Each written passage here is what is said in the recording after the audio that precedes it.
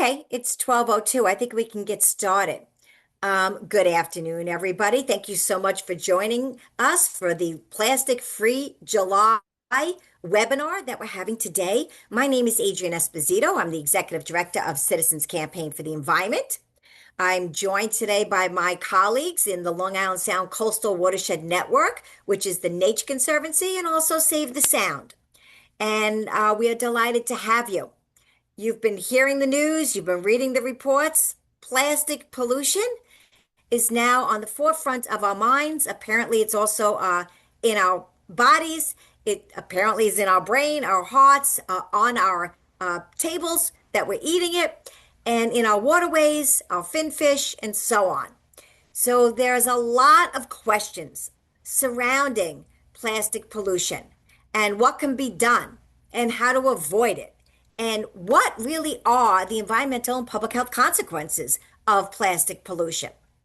So in order to answer your very important questions, we have two really phenomenal experts with us today, who I'm just going to mention who they are. So today we are delighted to have with us Dr. Jason White. Dr. White is the director of the Connecticut Agriculture Experiment Station, which is the oldest agriculture experiment station in the country. It has a research program on emerging contaminants on the environment and in our food, as well as sustainable nanotechnology-enabled agriculture. How Dr. White's finding the time to be with us, I do not know. His PhD is in environmental toxicology from Cornell, and he also has secondary appointments from Yale University and the University of Massachusetts. We're delighted to have him. We are also delighted to be joined today by Katharine Owens. Dr. Owens is a professor and chair of the Department of Politics, Economics, and International Studies at the University of Hartford in Connecticut. She's a National Geographic Explorer and a Fulbright Fellow.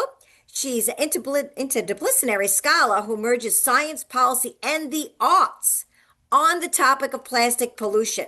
She's worked on plastic pollution projects ranging from India to the Arctic Circle.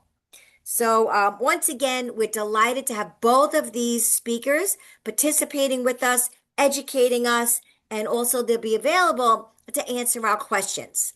So I just want to mention to everybody, please, as you hear the speakers speak, please feel free to put your questions in the chat. We will be monitoring it. We're going to get to as many questions as we can. We might not be able to get to all of them.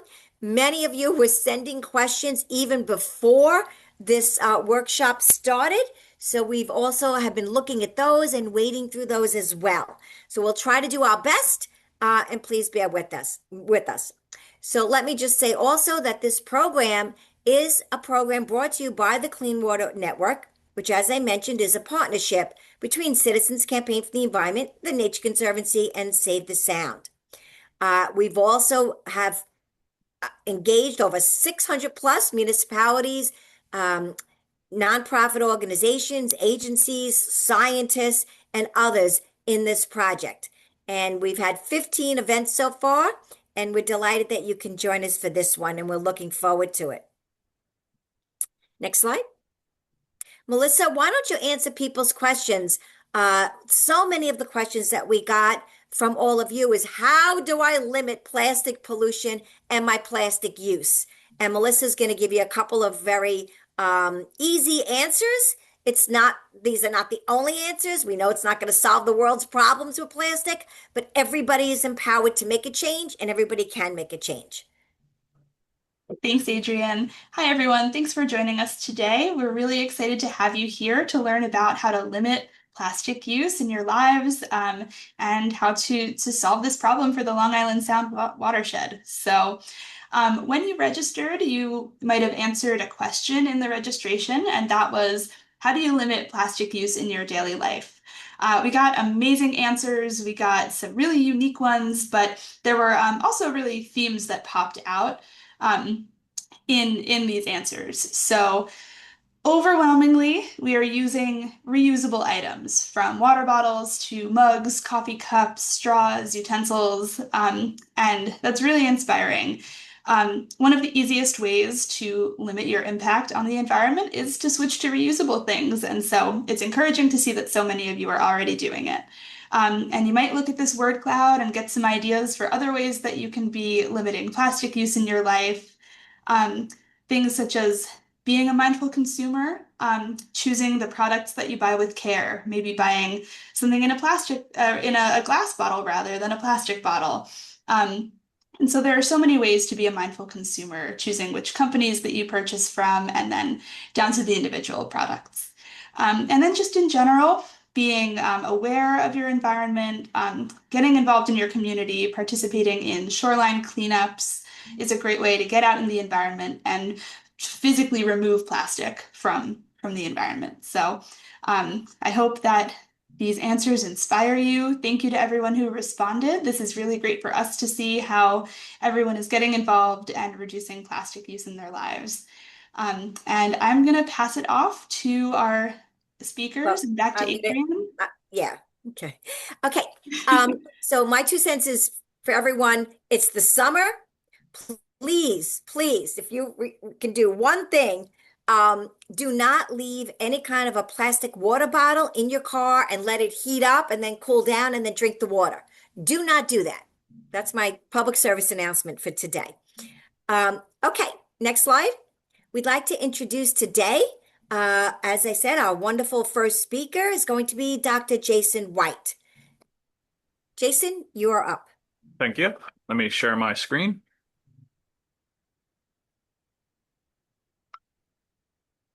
Okay, hopefully everybody can see that.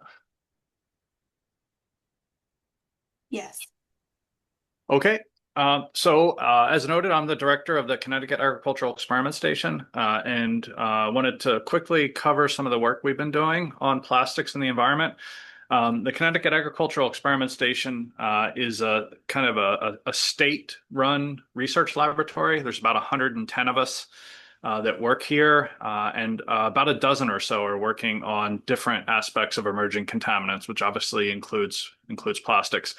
So I don't think we need to spend too much time on this slide. I think we all have an understanding of what some of the issues are with plastics. And I think what has become clearer more recently is what the risk associated with exposure to all these plastic materials is. So I'm going to talk a little bit about that in terms of food and agriculture. And then I also did want to touch base on two kind of human health studies. Not my area of expertise, but I do know they're of interest. So the approach that we've taken at the experiment station is we're concerned specifically with micro and nanoplastics. So let me get my pointer here. So the breakdown you can kind of see here, and it's really based on size. So when most of us think about a plastic, which we would call macroplastic, these are things that are larger than about half a centimeter, the kinds of things you see over here. But what happens over time with these materials in the environment is they break down, they become physically smaller. So when you have a material that's below 5 millimeters, then we would call that a microplastic. And then when you start getting to pieces of plastic that are in this nanoscale range, less than 1 micrometer or 1,000 nanometers, then that's when we have a nanoplastic. And this is of concern because as materials in general get smaller, they get to be more reactive and potentially more toxic. So how does this happen in the environment? There's a variety of processes that do this: ultraviolet radiation, just mechanical forces, high temperature. So I think what we need to consider is, when you think about an area of land or soil or water and the plastics that are in it, what you have is a combination of all of these macro, micro, and nanoplastics, and it's dynamic. Over time, things will break down and get smaller. So our interest is specifically in agriculture, and it's interesting because when you look at the scientific literature, there's actually been a fair amount of work in aquatic systems, but there's far less done in terrestrial systems, and specifically in soils that are used to grow food. And this is a concern because there's actually lots of different pathways by which plastics will get into agricultural soils, whether it's biosolids application, or actually many of the coatings that are on seeds, fertilizers, and pesticides are plastics. And contaminated water. And in New England, we actually use a significant quantity of these mulch films. So we actually had a workshop in Montreal at McGill University in 2023 where we kind of highlighted these different exposure pathways. So for a toxicologist, I'm an environmental toxicologist, plastics are kind of an interesting case because by design, plastics are actually designed to be inert, and inert things generally are not toxic. But the issue is, even if they are inert, our exposure, the dose that we are experiencing is just exceptionally high. In addition to that, we know plastics have toxic additives, and we also know, as we just talked about, that many of these plastics will break down into smaller and smaller particles that actually may be more reactive and more toxic. So it's these micro and nanoplastics that we've chose to focus on. And our first grant that we are working on actually was looking specifically at how a micro and nanoplastic could actually interact with and impact the mobility or toxicity of other environmental pollutants, things like arsenic, for example, which is what you see here. So this is a grant we submitted in 2023, and it was funded. It'll actually end next year, but we're looking at least at a one-year extension, maybe 2 years. It was through Rutgers, the Experiment Station, and New Jersey Institute of Technology. And I'm just going to show you a little bit of what we're working on here, basically exposing plants to micro and nanoplastics with or without a second contaminant, and then seeing what happens in terms of that plant. So this is the type of experiment that we're looking at. This is a paper we just published this year where we're really focused in on how important the size of the plastic is. So we looked at polystyrene, which is one of the most common plastics, but we looked at it at two different sizes, a really small nanoplastic and then one that's kind of on that nanoplastic microplastic barrier. But we grow plants either in hydroponics or in soil. We expose them to the environmental pollutants, which in this case is arsenic and boscolid as a fungicide. Alone, we expose them alone or in combination with these micro and nanoplastics, these polystyrene at different concentrations. So what you see over here is when you look at these in hydroponic systems, both the plastics and the pollutants were toxic. And we did lettuce and wheat. This is just the lettuce data. And that's kind of what you see here. But the interesting thing is when you're in soil, the toxicity is less evident.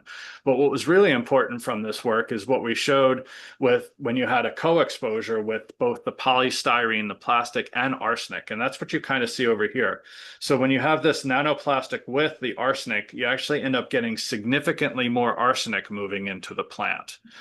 So one contaminant is increasing the availability of another, in this case, arsenic into lettuce. The other interesting thing is you see the opposite. So you're interested in how the plastic affects the arsenic, for example, but does the arsenic affect the plastic? And the answer is yes. So tracking plastics in plants is a little more difficult. We use two techniques. One is microscopy method, and another is something called pyrolysis, GCMS.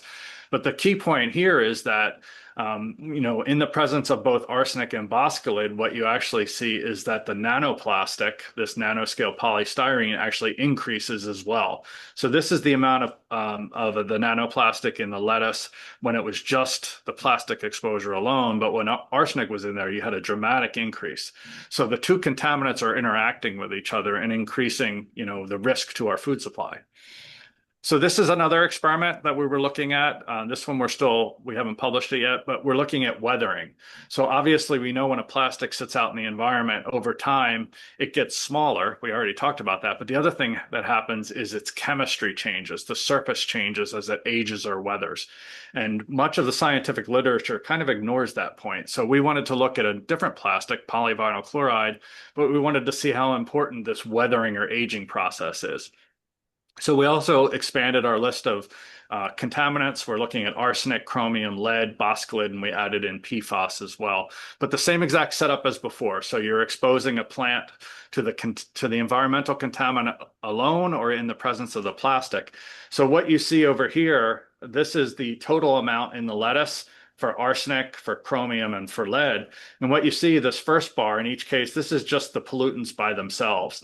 But when the plastic is present, you see a significant increase, again, in the amount of arsenic, chromium, and lead showing up in these plants. And this is the shoots, this is the roots, this is the whole plant. But what's interesting and important is that most of the time, the amount that you find, if the plastic was weathered or aged, you actually get that increase is even greater in terms of the contaminant moving into the plant. So I just wanted to put this up here. This is the number of papers that we've been publishing since 2022 on this topic, just to show you it's a very active area of research in our group, and it's something that we're very concerned about. So in just the last few minutes, the other thing I wanted to do is talk a little bit about 2 human toxicity studies. This is not my area of expertise, but I know this is an area of concern for a lot of people. So I picked 2 recent studies. This one was published in the New England Journal of Medicine last year. And the investigators here were trying to correlate micro and nanoplastic exposure to cardiovascular disease. So what they did was for patients that were undergoing this process of plaque removal for the carotid arteries, what the investigators did is they looked in those plaques for micro and nanoplastics. And they used the same exact techniques that we were using, and then they tried to correlate that exposure, those micro and nanoplastics in the plaque in the carotid artery, to some sort of health endpoint with a focus on heart attack, stroke, and death occurring up to 36 months after this experiment, after this was started. So the short story here is so they had 304 patients, of which 257 completed the full study, but about 58% of those patients actually had micro and nanoplastics, specifically polyethylene, in their plaques. And 31 of them also had a second plastic, PVC, polyvinyl chloride. And they could see this in terms of microscopy. They could see it in terms of the methods that we were using, this pyrolysis, GCMS. And by looking at this data, they were actually able to make a statistical correlation between plastic presence in the carotid artery plaque to a higher risk of heart attack, stroke, and death 34 months outside of the study. So this was a really significant finding. And another study that just came out this year was actually focused on one of the additives, which is DEHP, diethyl hexyl phthalate. Interestingly enough, 28 years ago, this was a contaminant I worked on for my PhD. But the same thing, trying to correlate this to cardiovascular disease. And as I mentioned in the beginning, one of the concerns with plastics is the toxicity of the additives. So the approach here was actually to use data from the Institute for Health Metrics and Evaluation. And what this allowed was a much bigger data set. And they correlated those data on cardiovascular mortality with DEHP exposure estimates. And again, looking at health outcomes, including excess deaths, and years of life lost. So again, huge data set here. So they were able to correlate 356,000 plus deaths directly to DEHP exposure. And that DEHP, 349,000 times, could actually be directly correlated to the plastic. So that is a significant correlation of mortality with exposure to this particular additive in plastics. So there was lots of other stuff in this study, but I think the major point here is 2 recent studies, you're correlating significant negative health impacts with micro and nanoplastic exposure. Just to jump back to our work and conclude, micro and nanoplastics is really a significant issue, both in terms of impacting the effects of other contaminants in the system, but also on themselves. So we're spending a lot of time now trying to understand the mechanisms, and by understanding the mechanisms, we can create interventions for this process. We're part of a large group that's going to be going for a $10 million NIEHS, National Institute of Environmental Health Sciences, Superfund grant to actually address some of these issues. But I think I probably went too long, so I am going to stop sharing. No, it wasn't too long. It was just perfect. Thank you. Before we move on to Dr. Owens, I do want to ask one question that was also in the chat, but also I think in maybe many of our minds. The question was by Anne. Why does the presence of the microplastics increase the level of arsenic and lead and other heavy metal contaminants? Can you just speak to that for 2 minutes? Sure. So the real answer is we don't know yet, but there's a couple of possibilities. One of which is things stick to plastic, right? So if you have a very small nanoscale plastic particle, arsenic could stick to it, and the plastic could move in more effectively than the arsenic alone.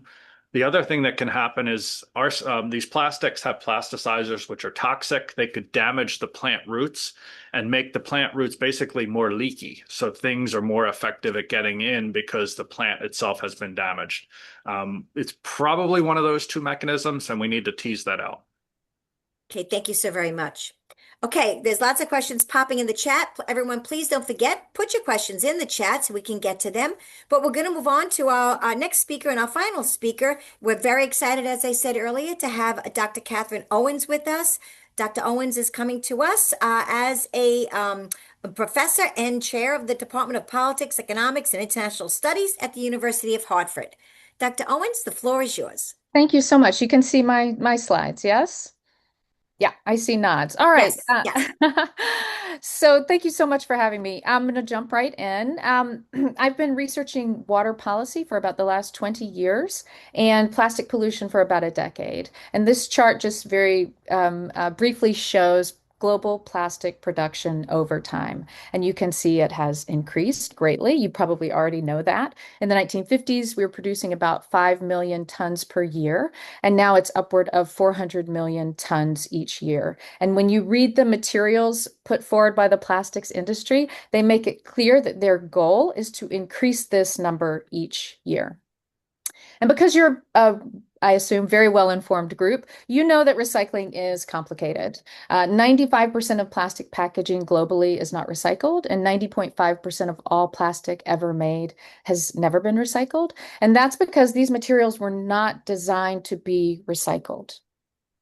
Recycling is really something that we add on after the fact. It's a market better about this. There we go. I was frozen a little bit. Hopefully I'm okay now. So I'm going to just talk a little bit about the impact of plastic in the environment.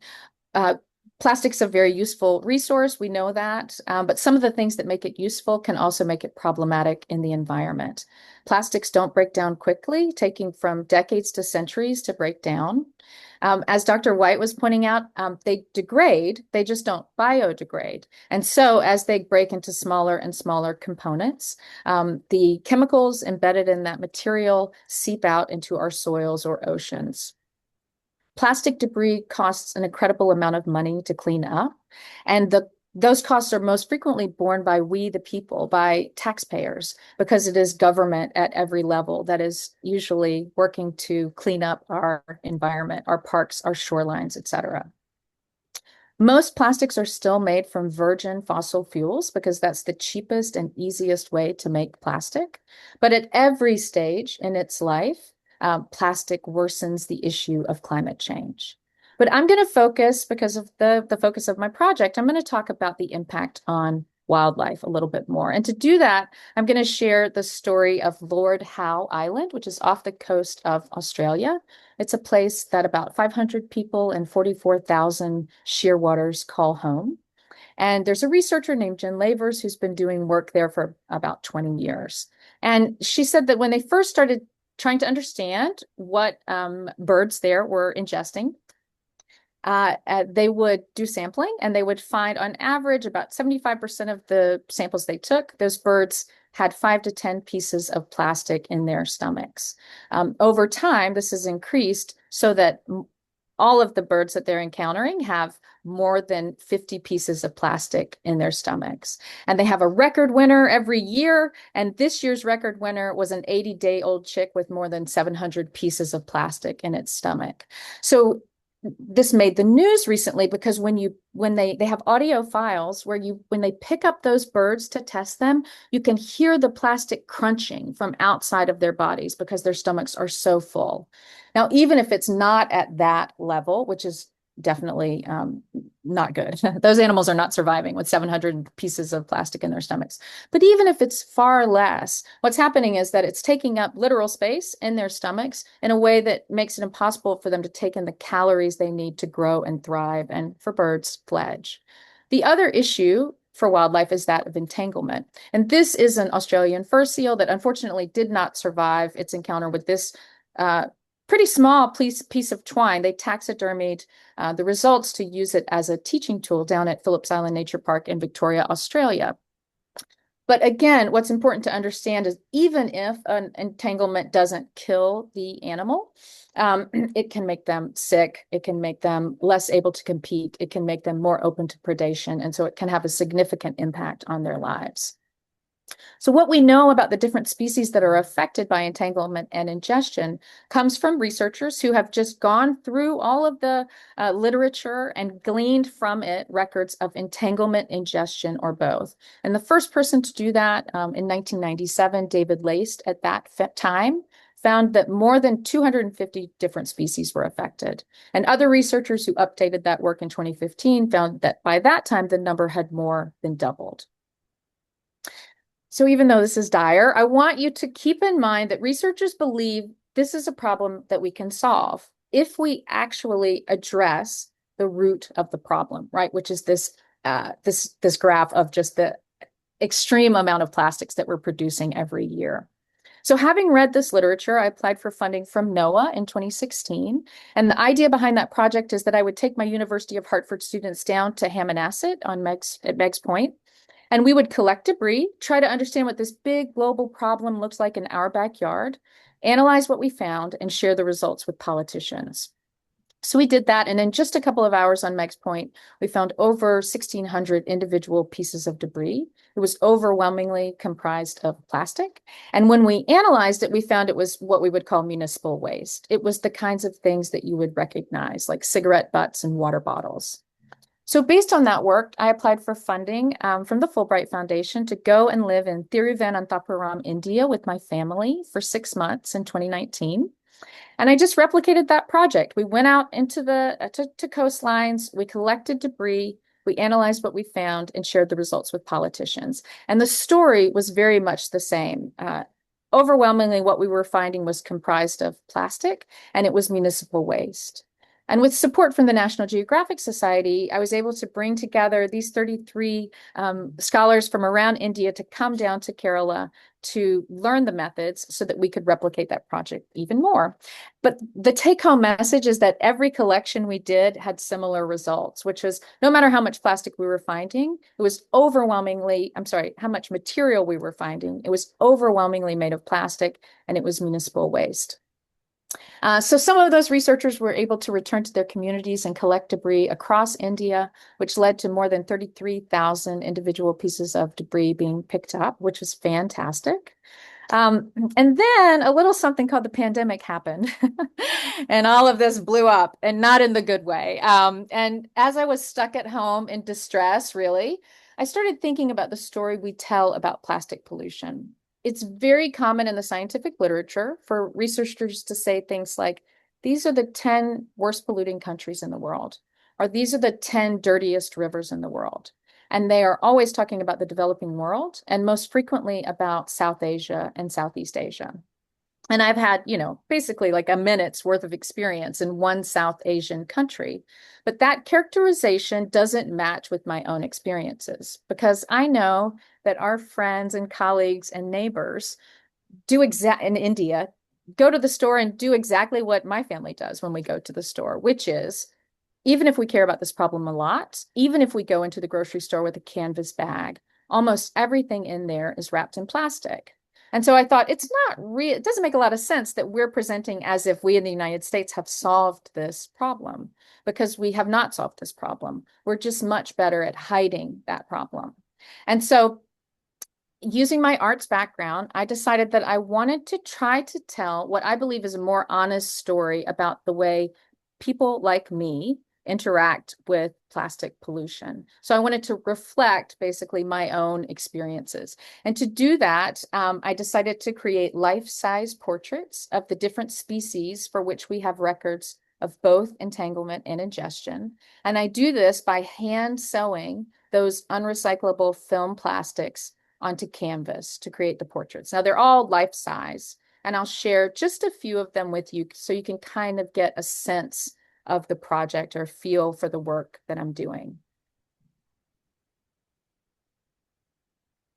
And then it got times on my list of species affected by entanglement and ingestion. There are several whales and large sharks. And so I thought it's just more fun and interesting if I take these out into the community and I work with the community to create those pieces. We've done over 10 of those whales so far. I'm going to share a few of them. This one we call Bradley because he's been living at the airport for the last 2 years. But I'll share just a couple of those with you so you can get a sense of some of these. And I really look forward to hearing your questions and comments. Thank you. Thank you. And that was beautiful art. I think we all enjoyed it. Okay, we're gonna go to some of the questions right now in the chat. I'm gonna go to you, Jason, first. Okay.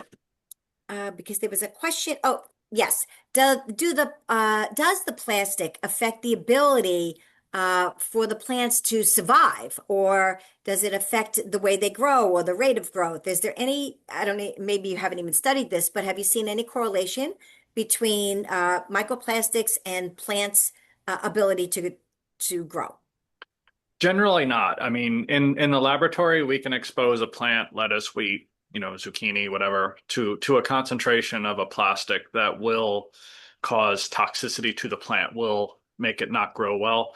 But generally speaking, those concentrations are much higher than what you actually find in the environment. We have a 70-acre farm that we own and operate, and like many farms in New England, we've been using plastic mulch. We don't use it anymore, but we've been using it for literally decades, and the crops grow just fine. So that's one of the reasons we actually tried to focus on this issue of the plastic impacting other contaminants that are already going to be in an agricultural soil, because we got concerned that that interaction could increase the availability of both. And that seems to be what's happening. And just because and we all know this, right? Just because the lettuce itself is healthy doesn't mean it's not loaded with arsenic or plastics that is not healthy for anything that eats the lettuce. So generally speaking, we don't look for direct toxicity and we don't expect to see it. Okay, thank you. And just while we're on that topic, I'll just get this one in also from Peter. He says, I believe you used the term interjector in relationship to inhibiting the impacts of plastics on plant uptake of other toxins such as lead and arsenic. Could you share some of the leading examples of this process? Right. So the term was interventions. So basically, if you got plastic in a soil, how do you grow a crop in that soil without getting the plastic into the food that you're growing? So there's a couple of ways. One is you can actually add soil amendments, and this is one of the areas that we're researching right now. Things like biochar, you can actually change the structure of it so that it will bind to the plastic. So you're not really getting rid of the plastic, but you're keeping it in the soil and you're keeping it out of your food. And another comment that Katharine just put in there is there are microorganisms that actually can break down plastics. Generally speaking, they're pretty rare, but you could grow them in large numbers and add that fungi or that bacteria to the soil to get degradation. So those are just two of the strategies. The downside is that, again, because the plastic contamination levels in the soil aren't super high, it's going to be pretty expensive to try and remediate, a contaminated farm field. So I mentioned this big center that we're thinking of going for. One of the things we're going to try and do is come up with new strategies, innovative strategies that would work on a much larger scale. That would be great. Okay, we're going to go to Susan. Avoiding plastic use is ideal. Yes, we agree, Susan. That said, there are so many plastic items already in our lives.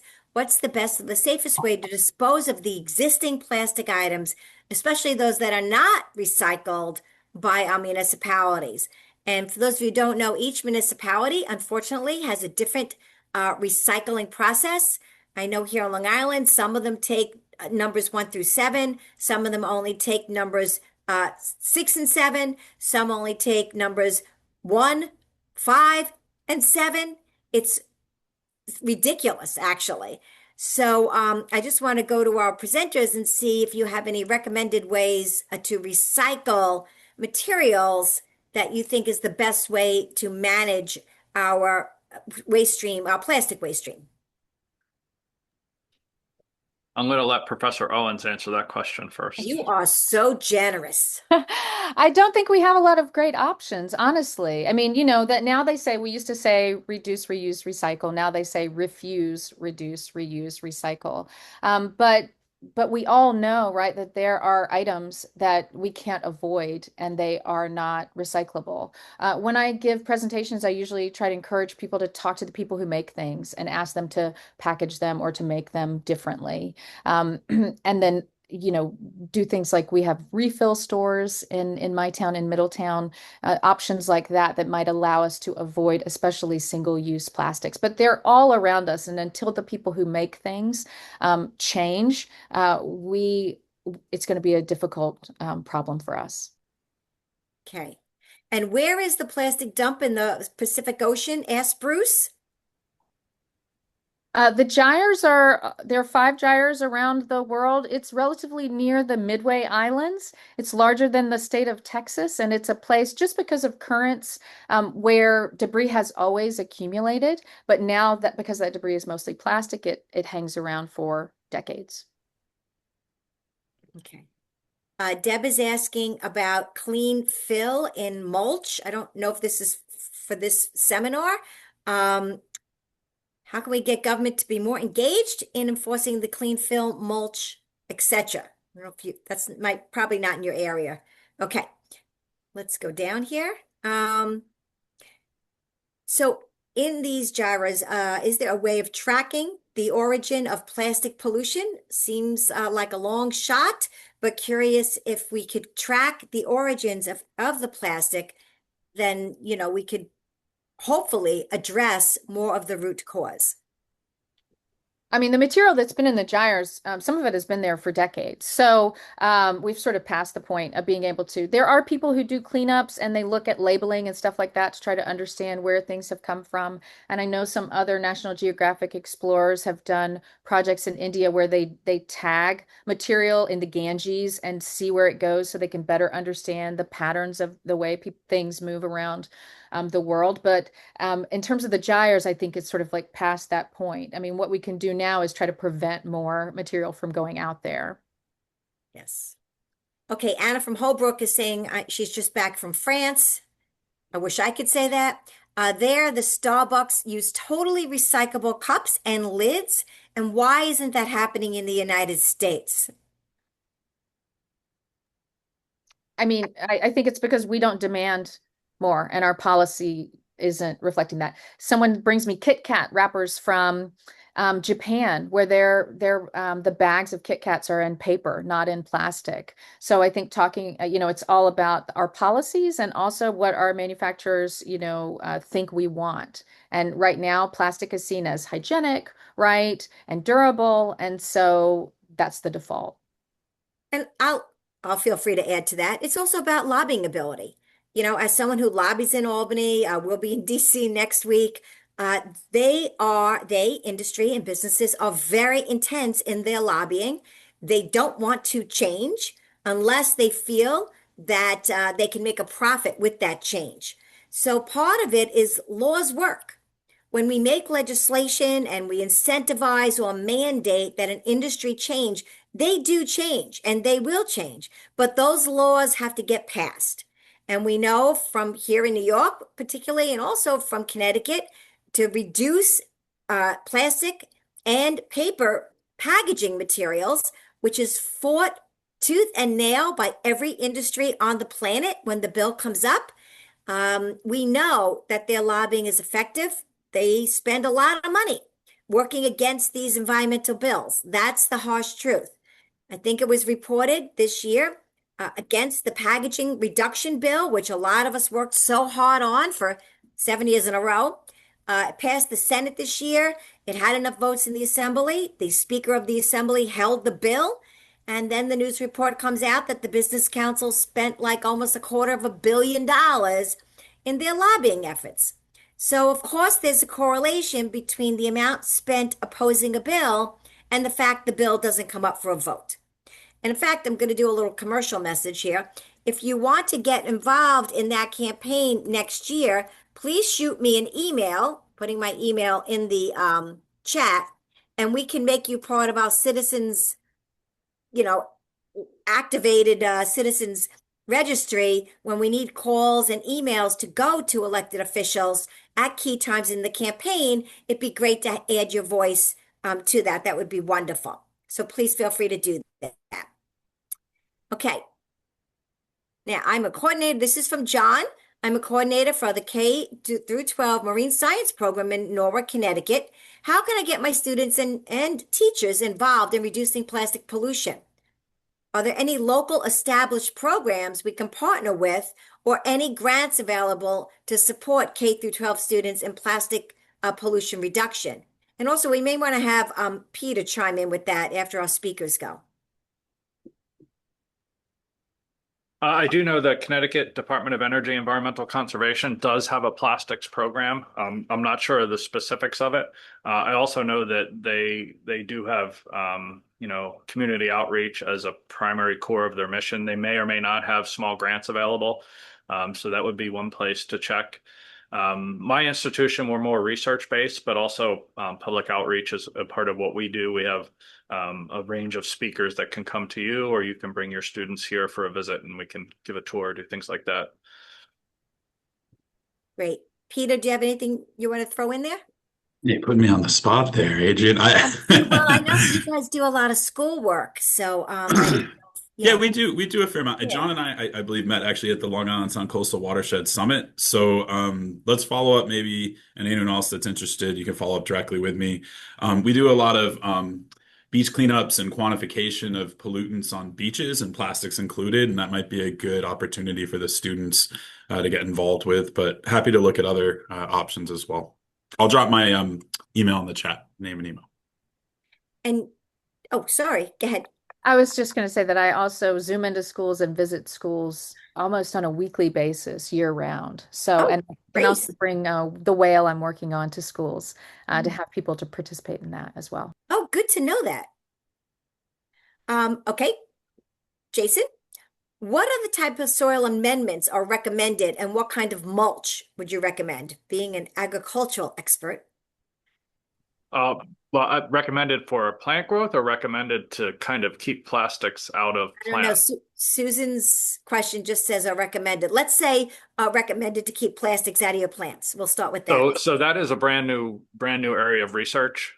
So I don't really have a question, or I don't really have an answer to that question. We have used we have another program on PFAS, which is obviously another environmental contaminant, and we've shown that certain kinds of biochar will actually bind to PFAS in the soil to keep the PFAS out of the plant. So our belief is that you can use a similar approach for plastics, but we haven't had a chance to demonstrate that yet. Okay. And what about hydroponic vegetables and fruits? Do they have the same ability or chance to absorb particular plastic particles from the water, or do you think that might be a better way to go? It's a different way to go. I mean, one thing, Thank you. yeah, I mean, one thing to consider is most of the hardware associated with a hydroponic system, a lot of it's plastic, right? So, and if you have that out in a greenhouse under high temperature and light, those plastic pipes and containers and things like that will break down over time. I don't know if you end up with more or less exposure than if you're growing plants in soil. So I don't know if anybody specifically looked at that yet. But I think one of the things that, we're learning here today and maybe knew already is it's going to be difficult to not have an exposure to plastics. So it's going to be about minimizing, finding conditions where you can minimize that chance. And yes, you could, the question I staring at the chat for hydroponics, yes, you can use glass, but it's more expensive and obviously more likely to break and create other issues. Then instead of little microplastics, you'll have shards of glass in your strawberries. Okay. Again, Jane has asked a couple of times. I just don't know if these folks will know this, Jane. It says most plastics that are recycled on Long Island are actually not recycled. They're not reused. And do they actually end up in a waste to energy plant? I'll take that and just say, that I think a lot of plastics do end up, I don't think I know, in the waste to energy plants, particularly because many or most of the towns on Long Island are really now limiting their recycling to number one and number six and number seven. So we have a lot of twos, threes, fours, and fives. And then we have a lot of people that gave up recycling altogether because by the time they turn the plastic over and try to find the number and then understand if their municipality takes that number or not, is another whole thing. We feel very strongly that plastic recycling must be made easily understandable for the public and convenient. And deciphering numbers, especially if you are over 40 and maybe can't see those little tiny numbers on the clear plastic or the white plastic, and then you're trying to figure out if it's recyclable. This whole system needs an overhaul. The whole system's not working.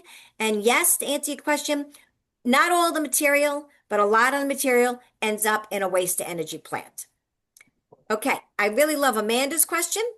If you both could say one thing to a friend who's skeptical about reducing or avoiding plastic pollution in their daily routine, what would it be? Putting you both on the spot. I would say, I think a lot of times we're very hard on ourselves, and because we can't do it perfectly, we just throw in the towel. So I'm often encouraging people to just do the best they can, understanding that we're all limited. As you said, the system is set up and it doesn't work, right? So we're just trying to function within that system. So I would say even small actions can make a big difference. Yeah, I would say that she took my answer. No, that's that's an excellent point. I mean, the scope of the problem is so huge. So therefore, every person making individual decisions, moving in the right direction, reducing plastic or using plastics that you know can be recycled. I think every little bit makes a difference. I totally agree. And I just want to tell you guys, when we first banned plastic bags, it first happened actually in Suffolk County where we put a fee on plastic bags. People went crazy. It was like we called it the bag apocalypse because people got angry and there were arguments at the grocery store and they had to bring their own bag. 3 weeks later, it was not an issue. People didn't care. They brought their own bags to the grocery store. And, 3 months later, it was hailed as being so wise. And, in the first year we saved, I don't remember what the number was, but it was billions of plastic bags were no longer being used. And then the state did it, and then other areas did it as well. So, sometimes I think to those people who are skeptical, sometimes you start out with small steps, and then those steps can lead to, walking a mile or two and then, God forbid, but taking a run. So you have to take your change a little bit at a time, and that leads to big efforts. Exactly, I think what Kate was saying earlier. Okay, plastic PVC plumbing is used in all new construction. Is it shedding plastic into our water? I would say most likely not, and if so, at very low quantities. I mean, the PVC that's used in hydroponics, that's out in an open environment in high temperature greenhouses with direct exposure to UV light. Using PVC in plumbing, it's either underground, it's in the house, and it's much more stable. And the PVC in hydroponics, I'm assuming that it's the same stuff that's used year after year after year, and the older it gets, the more likely it is an issue. So the answer to your question is, well, the real answer is I don't know for sure, but I suspect no. Great, thank you. Tomer says, I'd also like to argue that putting recycling onus on the consumer is not addressing the root cause. Couldn't agree with you more. We'd like to offer you a job. No, just kidding. Kate? I was just going to say, the recycling framework has changed drastically since I think it was in 2019 when China implemented the national sword policy. And Yes. that's when they stopped taking our recycling waste. And I don't blame them. But our systems have been in crisis, I would say, since then. And so even the things that were there for which there was a market for recycling at that time, a lot of that market has just crumpled because of that change in international policy. Absolutely. This actually might be for Save the Sound. Hold on, I'm sorry. James would like to know that if there are groups in the East Lyme, Old Lyme, Waterford region that are doing anything with local beach cleanups, monitoring for plastic pollution. He wants to form a local beach and boater users. That's actually a great idea in the region. And he wants to know if there's a coordinated effort. Yeah, thanks. I dropped my contact in. We definitely have a coordinated coastal cleanup effort that includes the area you're talking about. And we'd love to get you involved and your this group of boat beach users involved. So please follow up with me, and I'll get you in touch with our coordinator on that, and we can definitely get set up and get you linked into a larger effort. Great, thanks. Catherine just was asking how many stores are getting around the plastic bag ban by putting out the very sturdy plastic bags. I don't know about Connecticut, but I can tell you in New York that was an issue in the beginning until they realized how much they cost, and then they got shamed, and now hardly any of them are doing that anymore. So it was an issue, and I believe that issue has really remedied itself. Some of them still do it, but by and large, it really is very few. Okay. Paul wants to know who's working on a comprehensive restructuring of the whole system. Sorry. Paul, I don't think anybody's working on a restructuring of the whole system just yet. Been doing the work a couple of decades, and I think change doesn't happen from the top down. It really does happen on the grassroots level and then grows up. So I think what a lot of us are working to do is pass local and statewide laws that require different types of packaging, minimize packaging, and we're working on the law that puts the onus back on the producer and the manufacturer for reducing plastic, not using plastic, or if or when they use plastic, that it should be more recyclable, and to make that recycled materials more consistent. There's no reason we're using 1 through 7. We should just be using 1 and 2. And then all our systems should be set up to recycle number 1 and number 2. Adrienne, in the interest of time, can we take one more question and then wrap up? Sure. Thank you. Oh, we have to take this one. Sorry, I'm playing favoritism. Do plastics have any effect on pollinators? Do any of you know anything about that? That's a great question. I don't know if anybody's looked at that. We actually have a pollinator scientist here, and she's obviously the kind of conventional concern is pesticide exposure and things like that. But you saw the images Professor Owens was showing. I suspect if you did a dissection on a dead honeybee, you might find plastic particles in its system. Is that a toxicity issue? I'm not sure. I certainly don't know enough about it, but I'm sure given the amount of plastics in the environment, pollinators are definitely exposed to macro, micro, and nanoplastics. Well, I'm just putting a bug in your ear, every pun intended, that would be a great research project. And I think one that would be fascinating for not only the scientific community, but for the public to have a greater understanding of as well. But let me turn this over to my colleague, Holly from the Nature Conservancy. Holly? Hi, everybody, and thank you so much to both Dr. White and Dr. Owens for this incredible talk, and to Adrienne as well for facilitating just an amazing conversation. Mostly, I want to thank everybody who attended today. You are making this Long Island Sound Coastal Watershed Network, and it's these conversations in the chat and you're raising questions and showing interest in Long Island Sound that really make this network work. I just wanted to let you know that this is our final event for our 2024-2025 season for the Long Island Sound Coastal Watershed Network. However, we want you to keep spreading the word, talking to your friends about what you've learned at these meetings, and we'll be continuing to share our regular updates through our newsletter. And we really want to hear from you today. We're excited to let you know that the new Long Island Sound Comprehensive Conservation and Management Plan, which I think Melissa's going to pop in the chat for you to see, includes it's very, very aligned with the goals of our Coastal Watershed Network. And we hope to continue working with you and sharing more information over the final parts of this year and then into the next coming years.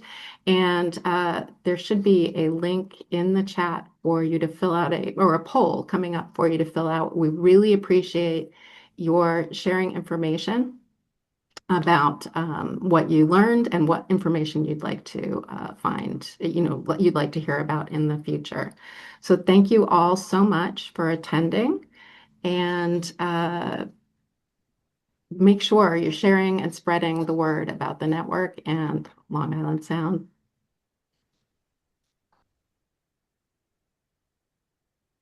Thank you so much, everyone. We appreciate it.